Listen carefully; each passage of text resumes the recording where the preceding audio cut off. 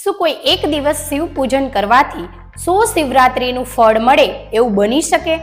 હા, આ 6 ડિસેમ્બર 2025 આદ્રા નક્ષત્રમાં જો એક વખત શિવ પૂજન કરવામાં આવે તો 100 શિવરાત્રીનું ફળ મળે છે.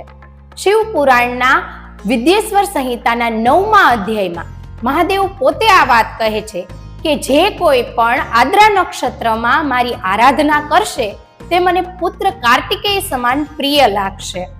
તો આ દિવસે પાર્થિવ શિવલિંગ બનાવીને કે પછી દીપમાળા પ્રગટાવીને કે પછી ખાલી શિવલિંગ ઉપર એક લોટો જલ ચડાવીને પણ શિવ આરાધના કરી શકાય છે. કારણ કે પંડિત પ્રદીપ મિશ્રા કહે છે ને, એક લોટા જલ સબ સમસ્યા કા હલ.